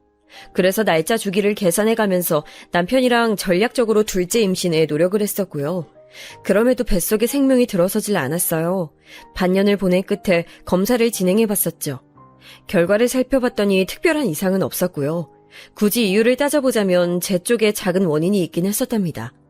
저는 오만 각고의 노력을 다하면서까지 둘째를 가져야 한다는 강박 같은 게 전혀 없었던 듯 싶어요. 조급한 문제는 아니었기 때문에 이러다가 생기겠지라는 식이었죠. 하지만 남편은 그렇지 않았던 걸까요? 지금에 와서도 모르겠어요. 그 시기에 남편이 무슨 생각을 하고 있었는지. 남편은 소모적인 말을 잘도 하면서 정작 중요한 말은 자기 속에 꾹꾹 눌러 담았다가 끝에 가서야 간신히 말을 해주는 타입이었죠. 그렇기에 남편이 직접적으로 말을 하지 않으면 저는 알 도리가 없었어요. 그리고 저는 타고나기를 다른 사람한테 지대한 관심이 없는 편이에요. 그런 쪽으로 살짝 둔감하기도 하고요. 그렇기에 남편이랑 제가 성격적으로 좋은 궁합은 아니었다고 생각해요. 남편은 누군가 끊임없이 뭘 물어봐주고 그 마음을 어루만져줘야 하고 기분을 달래줘야 하는데 저는 전혀 그렇게 해주는 사람이 아니었으니까요. 물론 이러한 사실도 그 당시엔 잘 알지 못했고 시간이 흐르고 나서 제가 자연스레 깨닫게 된 것들이랍니다. 상대방이 나하고 있을 때 어떤 사람이었는가 하는 것은 그 당시에 내가 절대 알 수 없으며 시간이 지나 한 발짝 물러나서 바라봐야만 그 깊이가 보이는 법이더라고요. 둘째가 생겼으면 좋겠다는 공통의 목표만을 가졌던 채로 마음을 겉핥기로만 나누었던 저희 부부는 그렇게 2년여를 보냈습니다. 그리고 어느 날 남편이 저한테 그러더라고요. 우리 그냥 둘째 갖지 말자. 그러니까 너도 이제 부담 가질 필요 없어. 있는 자식만 잘 키우면 된 거지. 그때 남편의 표정이 되게 무뚝뚝했던 것 같아요. 감정의 동요가 하나도 없이 그렇게 말을 하는 게 왠지 낯선 사람처럼 느껴지기도 했었기에 그때 남편의 모습이 머릿속에 강하게 남았네요. 제 생각으로는 바로 그때를 기점으로 남편이랑 관계가 많이 소원해진 것 같더군요. 저도 모르게 그때 별로 부담 가진 적 없어 라고 말을 했었는데 그게 혹시 말실수였던 것인지 어떤 것인지는 모르겠어요. 저는 워낙 일이 바쁜 사람이었고 제 생활이라는 게 있었기 때문에 남편하고 진지하게 감정적인 대화를 해볼 여유나 필요성을 딱히 못 느꼈던 것 같아요. 하지만 시간이 지날수록 남편하고 서먹해졌다는 걸 느낄 수 있었기에 섭섭하고도 서운했죠. 또한 이 사람이 예전처럼 나를 대해주질 않는구나 하는 생각이 든 순간부터 저도 많이 기대치를 내려놓게 됐고요. 어쨌든 한 가족이란 울타리 안에서 저희는 그런대로 시간을 보내며 잘 살았습니다. 하지만 제가 저답지 않게 크게 발끈하는 일이 생기고 말았는데요. 그건 바로 저희 아이의 생일 때문이었어요. 선물을 뭐 갖고 싶은지 제가 물어봤더니 사고 싶은 건 자기가 살 테니까 돈으로 주면 좋겠다고 하길래 그렇게 해주기로 했어요. 그리고 저희 아이가 또 원하는 게 있었는데 TV에서 본 고급 레스토랑에서 저희 가족 셋이서 외식하는 거라고 했습니다. 그래? 같이 저녁 먹는 거 너무 근사한 생각인데? 우리 딸이 멋진 선물 말해준 덕분에 엄마 아빠도 그날 호강하겠다. 그럼 우리 딸이 아빠한테 가서 그거 말해볼래? 레스토랑 가서 밥 먹자고 말하면 아빠가 예약 다 해주실 거야. 엄마, 근데 꼭 내가 말해야 돼? 엄마가 아빠한테 말해주면 안 돼? 어차피 내가 말하나 엄마가 말하나 본론은 똑같은 거잖아. 그러니까 엄마가 말해주면 좋겠는데. 에이, 그래도 생일 당사자가 원하는 선물을 직접 말하는 거랑은 다르지. 우리 딸이 애교스럽게 가서 말해봐. 분명히 아빠가 엄청 좋아하시면서 우리 딸이 해달라는 거 해줄 테니까. 아이가 직접 자기 아빠한테 가서 부탁하는 걸 꺼려하길래 저는 사춘기의 여파라고 생각했어요. 그 작년 생일에도 저는 하필 너무 바빴던 데다가 아이도 생리통이 심해서 어영부영 넘어갔었거든요. 그래서 올해는 제대로 챙겨주고 넘어가야 하는 때이니만큼 남편이 흔쾌히 응해줄 것이라고 믿었고요. 하지만 이게 웬일인가요? 저 일하고 있는데 아이한테서 카톡이 왔어요. 우는 이모티콘 여러 개를 보내놨길래 이상하다 싶어서 전화를 해봤더니 아이가 서러워서 훌쩍거리더라고요. 아빠가 시간 없다고 내 생일에 같이 밥 먹어주는 건 무리니까 꿈도 꾸지 말라고 나한테 그랬어. 직접 얼굴 보고 말하기 민망해서 아까 점심시간에 아빠한테 카톡했더니 그렇게 답장 왔어. 내가 그러면 생일 지나고 나서 그 다음 주말에 레스토랑 가자고 했더니 그것도 안 된대. 그냥 싫대. 아빠가 내 생일 챙겨주기 싫으신 것 같은데.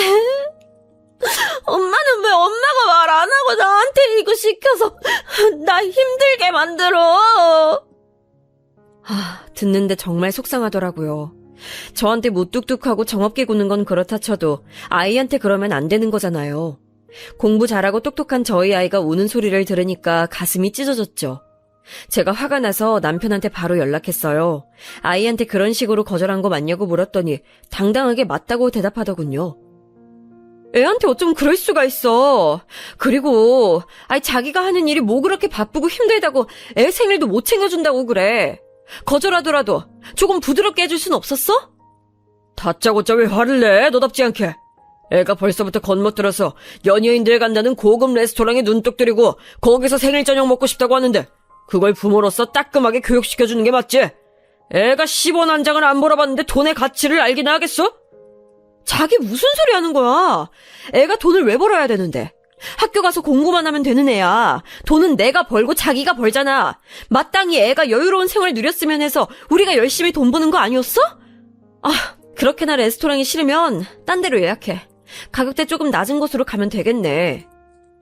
됐어. 이미 기분 다 망쳤는데 가긴 어딜 간다고 예약을 하래. 둘이서 모녀끼리 오붓하게 시간 즐겨. 난 빠질 테니까. 이때 너무 화가 나서 머리 뚜껑이 열리는 기분이었어요. 딸아이는 사춘기가 왔어도 자기 엄마 아빠랑 잘 지내보고 싶어서 노력 중이고 저희 눈치 살피는 게 뻔히 보이는데 저는 그런 딸이 가끔은 너무 예민하고 민감한 성정을 타고났다는 생각도 했었고요. 굳이 저렇게 자기 부모 눈치 보고 분위기 살필 필요까지 있나 싶어서요. 그런데 알고 보니까 딸아이가 맞았던 것이죠. 눈치를 살펴야 할 만큼 남편이 가정 안에서 비정상적인 태도를 취하고 있었던 거예요. 저야 매사 비슷비슷하게 살아서 몰랐지만 성장하던 아이의 눈에는 그런 게 다 보였나 봐요. 자기 아빠가 자기한테 깊은 애정이나 관심이 없다는 것도 본능적으로 감지하고 있었던 걸지도 모르겠어요. 결국 아이 생일날 저랑 둘이서 저녁을 먹었고요. 실컷 쇼핑도 시켜줬어요. 기뻐하던 아이가 제 입에서 남편 얘기가 나오니까 금세 주눅드는 게 보였죠. 다음엔 아빠도 꼭 불러서 우리가 쇼핑 기사로 부려먹자. 알았지 우리 딸? 엄마가 앞으론 아빠가 우리 딸한테 시간 많이 낼 수 있도록 만들어 볼게. 아니야, 엄마. 그러지 마. 나 때문에 혹시라도 엄마랑 아빠 싸우게 될까봐. 나는 그게 걱정되고 싫어. 아빠보단 엄마가 돈도 많이 벌고 더 바쁜 것 같은데 나한테 시간을 내주는 건 아빠가 아니라 엄마잖아. 이게 뭘 의미하는지 나도 알아? 모르는 나이 아니야.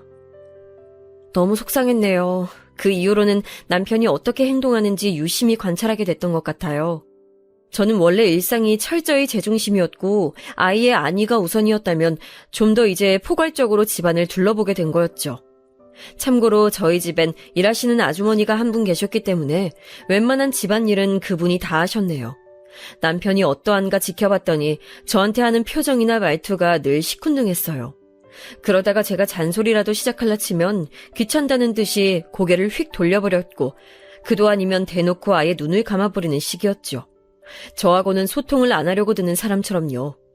그리고 아이한텐 정말로 무관심했습니다. 아이가 학교에서 시험 성적표 나온 게 만족스럽다면서 자랑을 했던 날, 저는 뛸 듯이 기뻐서 칭찬 세례를 퍼부었고 용돈을 주겠다고 했지만 옆에서 남편은 하나도 안 기쁘다는 얼굴로 잘했네 딱 한마디 하고 말더군요. 그러자 아이가 침울해하는 게 보였고요. 제가 어이가 없어서 남편한테 물어봤어요. 왜 아이한테 그따위로 구냐고요. 애 아버지가 돼서 그렇게 행동하는 게 정말 합당하냐고 생각하냐 물어봤더니 남편의 대답이 가관이었습니다. 아, 내가 예전에 혼자 애 키우면서 집안일 했던 시절 다 잊어버렸어? 나 혼자서 하루 24시간 애 상대하면서 보냈었잖아. 그때 너무 질려버렸나 봐. 그런 앙금이 남아있어서 그런지 우리 딸인데도 솔직히 애틋한 정은 안 생기네. 미친 거 아닌가요? 자기 핏줄인데 그거 잠깐 혼자서 독박 육아했었던 게 그렇게나 억울해서 앙금이라는 표현까지 쓴다고요? 도저히 믿어지지가 않았습니다. 제가 너무 기가 막혀서 어쩔 줄 몰라 하니까 남편은 자기가 귀찮아서 자기 속마음을 쉽게 안 털어놓는 사람인데 이왕 털어놨으니 할 말을 해야 한다면서 황당한 발언을 또 추가했어요. 아기 때 키워봤어야 정이 가지, 안 그래? 걸음마 떼고 말문 트이고 뛰어다니고 처음 글자 익히고 그런 걸 실시간으로 다 옆에서 지켜봤어야 애틋한 마음이 생겨나는 거잖아. 근데 우리 애는 그 시기에 양가 어른들 손에 자랐으니 내 딸은 맞긴 한데 가끔은 생각이 참 복잡하다. 듣자 하니까 자기 아주 이상한 생각을 하고선 말을 하는구나. 아니 거기까진 내가 이해 안 돼도 그렇다고 쳐볼게. 근데 오늘처럼 애가 학교에서 성적 잘 받아왔다고 그거 자랑하는데 찬물을 끼얹는 건 도대체 왜 그러는 거야? 빈말이나마 칭찬해주고 응원해줄 수 있는 거잖아. 이건 성의의 문제라고. 왜 그렇게 무신경하게 굴어? 애한테 상처 주고 싶어서 환장한 사람 같아. 무신경하게 살아온 건 넌데 왜 내가 그런 소리 들어야 하는지 모르겠다. 야, 그리고 애가 지 엄마 머리 닮아서 공부 잘하는 거 뻔한데 내가 거기서 무슨 공이 있다고 괜히 나서겠어? 내 머리 안 닮았으니까 성적도 전교해서 노는 거겠지. 그래, 잘 됐네. 자기 엄마 닮아서 대학도 좋은 데 갈 테고. 멋지다 아주. 뭐? 자기 지금 설마 자기 자식 질투하는 건 아니지? 나는 내 남편이 그 정도로 추한 남자는 아닐 거라고 믿어? 야, 그만하자. 너랑 얘기만 했다 하면 아주 머리가 아파. 피곤하다고. 도대체 남편이 뭐가 속에서 골마있길래 저러는지 이해가 안 갔어요. 확실한 건 저희 가정엔 커다란 균열이 생겨 있다는 것이었죠. 그 이후로 저는 이따금씩 이 결혼을 유지해야 하는 이유가 뭘까 회의감을 느꼈습니다. 그래놓고선 남편은 또 저랑 아이한테 내 마누라, 내 딸이라는 소리는 잘만 했었고요. 가장 어이없는 부분이라고 한다면 저희 친정 부모님 앞에선 세상에서 둘도 없는 착한 사위라는 걸 표방했다는 거예요. 제가 친정 엄마한테 요새 남편이랑 좀 안 좋다 이런 식으로 언지를 했었거든요. 그래서 친정 엄마가 남편한테 한 소리 하셨었는데 남편은 놀랍도록 무조건 자기 잘못이라면서 수긍을 했습니다. 그래놓고선 말만 번지르르하게 하고 정작 자기 모습에서 바뀌는 건 없었죠. 진지하게 남편한테 우울증 같은 거라도 있나 이런 추측을 하고 있었을 시기였어요. 제가 무심코 남편의 휴대폰을 받다가 비밀을 알게 됐습니다. 차라리 단순한 권태기, 사람이 살다 보니까 변한 것 이런 이유이길 바랐는데 아니었어요. 바람이었어요. 남편은 바람이 난 것이더군요. 다른 여자가 있었기 때문에 마음이 늘 콩밭에 가 있어서 그랬던 것이었어요. 제가 왜 이렇듯 단순하고 1차원적인 이유를 염두에 둬본 적이 없었느냐고요? 그건 아마도 제 자신이 바람 한번 피워볼 생각조차 못해본 위인이라 그랬던 것 같네요. 저부터가 바람에 비읍자에도 관심이 없는 사람이니 당연히 제 배우자도 그럴 거라고 막연하게 생각을 해왔던 거예요. 맹추 같았죠. 상대는 남편보다 8살 연하의 여자였고요. 남편이랑 그 상간녀가 나눈 대화방을 제가 확인해봤는데 정말 역겨웠습니다. 뻔히 처자식이 있는 남자인 걸 상간녀가 처음부터 알고 그 만남을 시작했던 것이더라고요. 그리고 남편한테 보낸 사진을 보니까 전부 다 노출이 심각했습니다. 차마 글로 옮겨졌기에도 끔찍한 수준의 음담패설이 난무했고요. 보는 것만으로도 정신이 아득해지더군요. 너무 억울했어요. 부부의 연을 맺고 나서 다른 데로 눈을 돌려본 적이 없었던 저였기에 진짜 억울해서 미칠 것 같았어요. 저는 맹세코 남편 외의 남자가 결혼하고 나서 한 번도 저한테 있어본 역사가 없었거든요. 저는 이렇게 살았건만 어째서 남편은 상간녀와 추접스러운 행각을 뒤에서 이어갔던 건지 원망 이전에 이해가 안 되더라고요. 저희 부부의 첫 만남, 그 시작을 주도했던 건 제가 아니라 남편이었어요. 20대 초반의 나이에 저는 인생 첫 남자친구를 만들었는데 연애를 잘 이어가다가 의견 차이로 싸운 뒤 헤어지게 됐어요. 첫 이별을 겪고 방황하던 그 틈에 다가왔던 남자가 바로 남편이었죠. 저에게 엄청 적극적으로 밀어붙였었고요. 참고로 남편은 저보다 2살 연상입니다. 그때 남편은 군대를 다녀온 직후였는데 자기 말로는 여자가 고프다고 했었네요. 군대 가기 전에 만난 여자친구가 있었는데 금세 헤어졌다고 말을 했었죠. 나 군 복무 마칠 때까지 기다려줄 줄 알았는데 배신하더라. 다른 남자를 만났더라고. 정말 충격적이었어. 그렇게 지조 없는 여자는 다신 만나고 싶지 않아. 난 아직 여자를 전혀 모르는 몸이고 키스도 안 해봤어. 너한테 내 모든 걸 바치고 싶은데 넌 어때? 난 너처럼 강렬한 느낌이 드는 여자는 태어나서 처음 봐. 남편은 돌려 말하는 법 없이 적극적으로 저한테 들이댔고 첫 이별에 방황하던 때이기도 했던 저는 우왕좌왕하다가 남편이 이끄는 대로 넘어가 버렸어요. 정식으로 사귀게 된 지 3달 정도 지났을 때였는데요. 남편의 자취방에서 술을 마시게 됐었죠. 거기는 당시에 남편이 자기 친구랑 사는 집이었는데 그 친구가 자기 본가에 가는 바람에 남편이 혼자 있었던 주말이었네요. 저는 그 시기에 주말을 가리지 않고 공부하느라 미친 듯이 바빴는데 남편이 화를 내면서 자기랑 연애하는 거 맞냐고, 왜 자기를 외롭게 방치하냐고 저한테 따지길래 미안하기도 하고 조금 답답한 마음에 남편이 부르는 대로 거길 찾아갔던 거예요. 그날 술을 너무 많이 마셔서 필름이 끊겼었고요. 그러더니 학기 중에 몸이 좀 안 좋아졌어요. 공부하느라 무리를 했나 싶었건만 임신이었던 거죠. 가만히 보니까 그날 남편이 불러서 그 자취방에 갔던 날하고 시기가 맞아떨어졌어요. 임신 사실에 너무 혼란스러웠는데 친정아빠는 그런 저에게 불같이 화를 내셨죠. 어디서 지저분하게 몸을 막 굴리고 다니냐면서 너 같은 딸 둔 적 없다며 무섭게 제 뺨을 때리셨습니다. 제가 무릎 꿇은 채로 눈물 뚝뚝 흘리면서 얻어맞으면서도 잘못했다는 소리를 안 했더니 그것에 열받으셔서 부엌으로 가시더니 가위를 가져오셔서 제 머리카락을 다 잘라버리셨고요. 저희 친정 집안이 강압적이고 보수적인 분위기였어요. 그걸 주도한 인물이 친정 아빠셨죠. 아빠는 집안의 왕이었고 그 뜻을 거스르면 끝장나는 것이었습니다. 학창시절 내내 그래서 저는 모범생으로 살았지만 365일 숨죽이고 살 순 없는 거잖아요. 가끔 아주 사소한 일탈을 즐겼는데 걸리는 순간 아빠한테 끝장나는 거였어요. 고등학교 때 스트레스를 풀고 싶어서 친구들이랑 노래방에 갔었는데 그거 걸려서 아빠가 제가 아끼던 일기장을 변기에 집어 던지셨었죠. 당시에 좋아했던 아이돌의 포스터 같은 거 모아놨었는데 그거 다 찢어버리셨었고요. 생각해보니까 고등학교 때도 머리카락을 한번 잘렸었네요. 말대꾸했다고 제 머리카락을 확 자르셨었어요. 폭군 아빠 옆에서 엄마는 항상 입에 네가 잘못했다고 빌어라는 말을 달고 사는 분이셨죠. 그래도 엄마는 제가 가엾고 딱하긴 하셨던 것 같아요. 제 임신 소식에 아빠는 분노하셨지만 엄마는 내가 키워줄 테니 걱정하지 말라고 하셨던 걸 보면 말이죠. 저희 친정엄마도 외갓집에서 딸이라는 이유로, 여자라는 이유로 굉장히 억압당하고 살아오신 분이에요. 외갓집 가풍 자체가 그랬대요. 여자가 남자한테 순종해야 하고 너무 똑똑해서는 안 되고 아는 체를 남자 앞에서 많이 하면 안 되고 남자 기 세워주는 게 여자의 기쁨이고 그런 소리나 한평생 엄마는 들어오셨다더군요. 엄마는 그래서 제가 공부를 잘한다는 걸 무척 반기셨던 것 같아요. 저를 통해 대리만족을 하셨던 것일 수도요. 그렇기에 어린 나이에 임신이 엄마에게 죄스러웠어요. 엄마의 대리만족을 제가 망친 것 같아서요.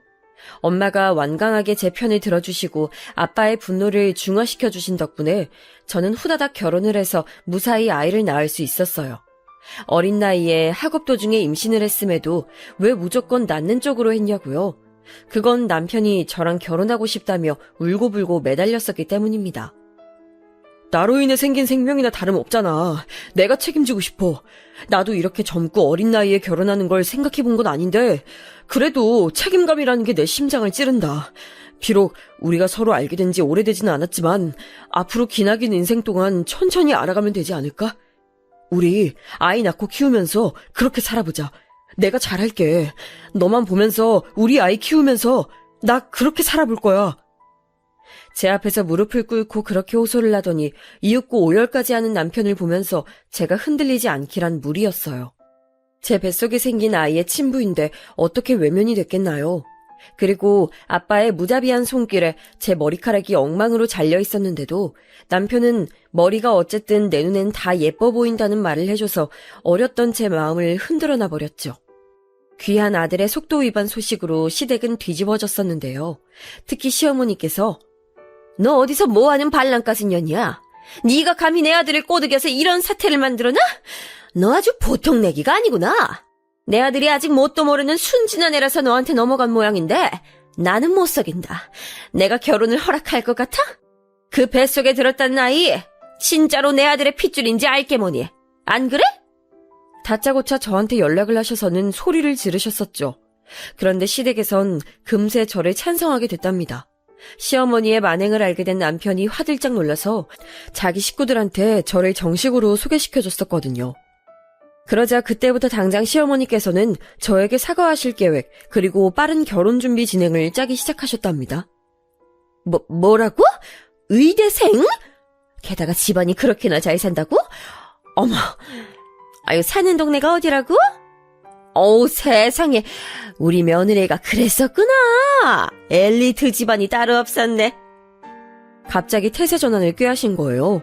저는 그 변화가 너무 당혹스러웠지만 저를 무척 반겨주는 시댁 식구들을 보자 금세 마음이 풀려버렸던 것 같아요. 그래서 결혼을 하게 된 거였고 친정과 시댁을 오가며 저희 아이가 커갔던 거예요. 제가 의사 되느라고 바빴으니까요. 오래 연애를 한 것도 아닌데 너무 급하게 아이가 생겨서 했던 결혼, 제가 평범한 직업군에서 살짝 벗어나 있는 의사라는 직종에 몸을 담고 있어서 남편하고는 여러모로 차이가 있었기 때문에 부부간의 관계가 끈끈하지 못했던 건 맞아요. 서로 타이밍이 어긋나서 진심이 전해지지 않았던 시기도 있었고요. 하지만 어쨌거나 저에게 남은 평생을 운운하며 저와 아이만 바라보겠다고 맹세했던 쪽은 남편이었잖아요. 그런 사람이 어떻게 저질스러운 발언이나 서슴지 않고 하는 상간녀랑 바람을 피울 수가 있나요? 도저히 용납이 안 됐습니다. 이거 다 뭐야? 자기 휴대폰에서 나온 이 불륜 증거들, 이게 뭔지 어디 설명해봐. 가짜는 핑계라도 내가 궁금해서 한번 들어봐 줄 테니까. 아이, 왜 남의 휴대폰을 멋대로 봐? 잠금 걸려있는데 그걸 무슨 수로 풀어서 확인한 거야? 설마 이상한 수를 써서 잠금 비밀번호 알아낸 건 아니지? 내 휴대폰에 관심 없길래 방심했더니 이런 일이 생기네. 여기서 내 탓을 하는 게 정말 어이가 없다. 자기가 휴대폰 잠금 풀어놓고 욕실에 씻으러 갔는데 그 사이에 알림이 하도 울리길래 내가 궁금해서 화면 확인했더니 그런 내용들이 있었어. 이제 해결됐니? 그럼 불륜에 대해서 어디 말해봐. 이러나 저러나 결국 이혼이라는 결말이지만 내가 이유가 너무 궁금해서 그거라도 들어보고 싶어서 이러는 거야. 이혼이라니? 그래, 나 바람 피운 거 맞아. 내 외롭고 힘든 마음, 어두운 부분들 잘 알아주고 감싸주는 그 애에게 너무 고마워서, 처음엔 고마운 마음에 날 좋아한다고 고백해오는 그 마음을 외면하기 힘들어서 몇 번 만나주려던 것뿐이었어. 그런데 점점 도발적으로 다가오더라고. 내가 딱 3번 같이 만나서 밥 먹어준 후부터 적극적으로 어필을 해오고 자기 사진 보내고. 그러길래 나도 솔직히 남자로 쏙한 거지. 걔는 너무 매력적이니까 그래서 내버려뒀던 것 같아. 어떻게 나오나 보고 싶어서. 하지만 진지한 마음으로 걔한테 애정 준 적은 없어. 내 외로움에 도피처였을 뿐이지. 너만 외롭니? 너만 힘들어? 나도 지칠 때 많아. 내가 워낙 성격이 무던하고 남한테 의지를 안 하려 들어서 그런 거지. 나도 깊은 속마음으론 늘 괴로울 때가 많았어. 왜냐고? 네가 나를 힘들게 만들었으니까. 너 나랑 우리 딸 위해서 마음으로 희생해본 적 있어? 정성스럽게 뭘 해본 적이라도 있었니? 이게 어떻게 가족이야? 그런 마당에 저급한 농담이나 일삼는 어린 여자랑 바람이나? 됐어. 더 재고할 것도 없어. 이혼하자고. 너랑 그 여자 둘 다 내가 조져 놓을 거니까 그런 줄 알아. 미안해. 내가 예상치 못하게 그때 너랑 너무 이르게 결혼을 했어서 그런지 계속 마음이 붕 떠서 살아온 것 같아.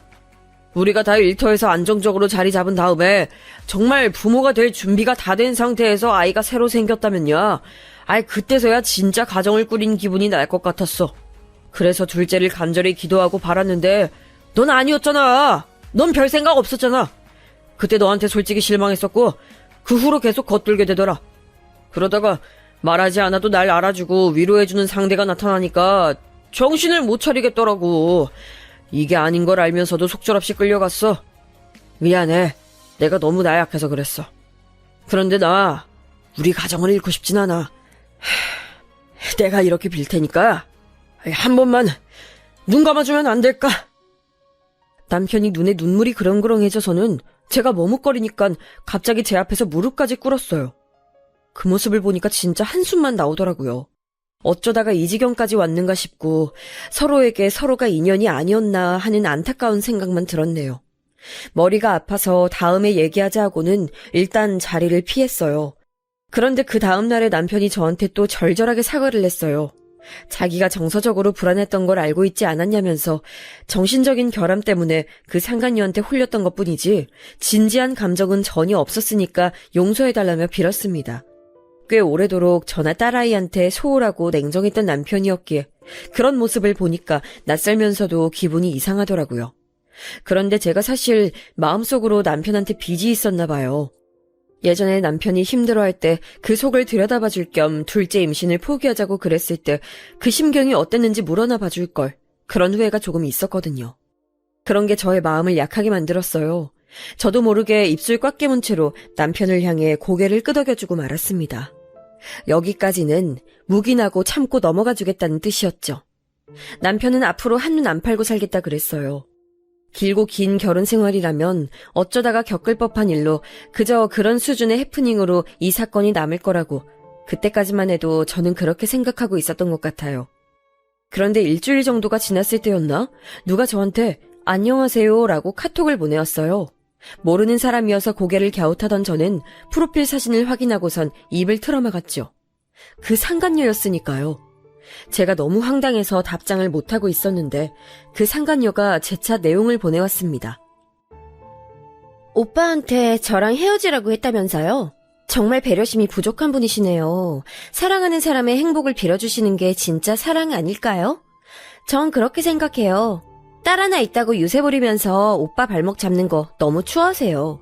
좋은 말로 할 때 오빠 놓아주세요. 정중히 부탁드립니다. 협박조로 말을 해놓고선 정중히 부탁한다고요? 그것만 봐도 못 배워먹은 티가 나는 것 같아서 제 속이 부글부글 끓었네요.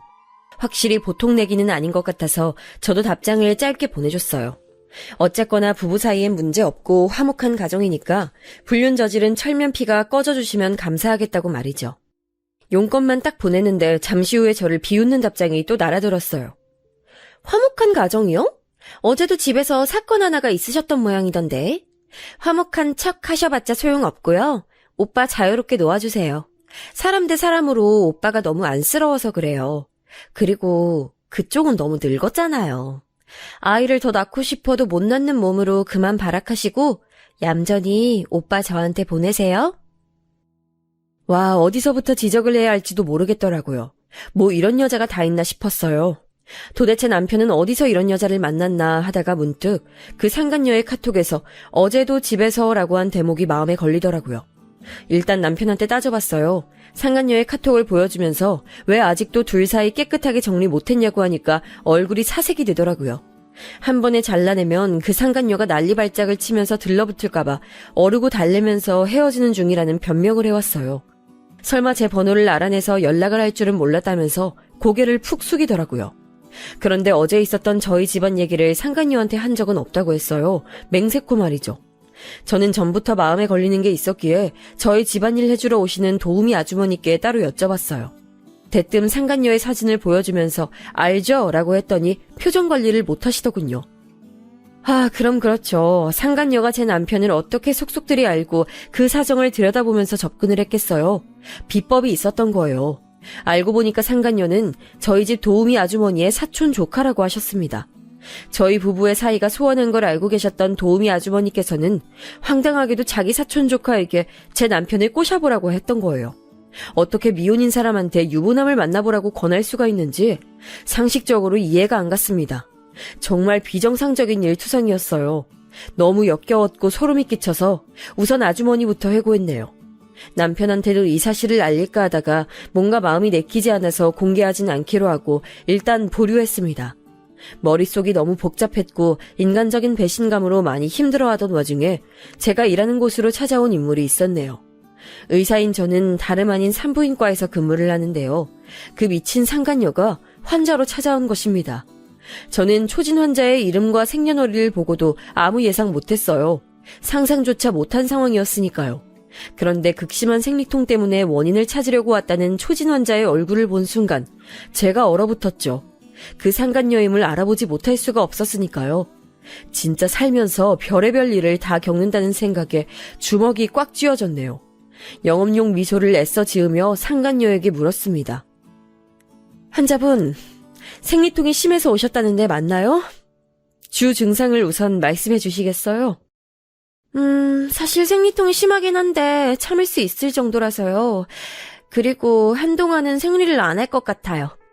산부인과 온 김에 저 임신했는지 한번 보고 싶은데 봐주실 수 있나요? 네? 지금 임신이라고요? 맞아요. 제가 아무래도 오빠 아이를 임신한 것 같아요. 제가 건강해서 그런가?